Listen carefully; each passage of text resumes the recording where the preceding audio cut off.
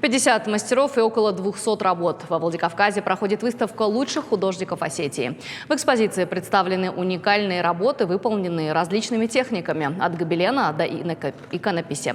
Моя коллега Дана Малышева расскажет подробнее.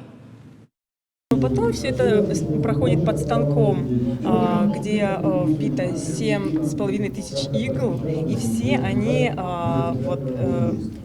проходит там эта работа, и все соединяется в единую картину. Так создается нетканый гобелен. Уникальная техника, которой в Северной Осетии владеют единицы. Из работ Аланы Айларовой икона и масляная живопись. Мне хочется показать свое творчество зрителю, увидеть реакцию на него, пообщаться с коллегами, увидеть свои работы в окружении работ других художников, потому что, мне кажется, это дает каждому художнику личностный и творческий рост. Есть как бы ориентиры, к которым надо стремиться.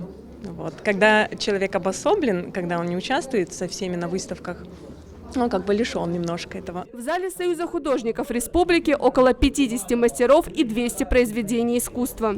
Живопись, ювелирные изделия, скульптура, иконы, графика. Стоимость, как и выставка продажа «Арт Владикавказ» разнообразна. На ценниках работ осетинских авторов сотни тысяч рублей. Их, кстати, приобретают и через интернет-магазины. Теперь местное творчество доступно всему миру. Союз художников хочет помочь художникам как-то связать меценатов, покупателей или любителей изобразительного искусства с художником, познакомить с творчеством художников, и чтобы здесь прошел какой-то процесс коммерциализации.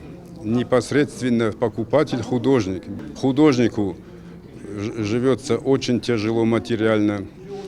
Художнику надо помогать в этом плане. Художник непрофессионально занимается продажей своей работы, да и это не дело художника. И мы должны привлечь и покупателя, и тех, кто занимается продажей арт-работ. Несколько предметов искусства забрали еще до открытия ярмарки. Посетители присматриваются, чем можно разнообразить интерьер. Я бы сказала, что есть очень интересные картины, есть интересные такие вещи, которые бы лично я тоже с удовольствием повесила в своем интерьере. Поддержать творчество местных мастеров можно до 8 июля. Региональное искусство доступно каждому жителю Северной Осетии. Дана Малышева, Хетак Гапоев. Новости Осетии.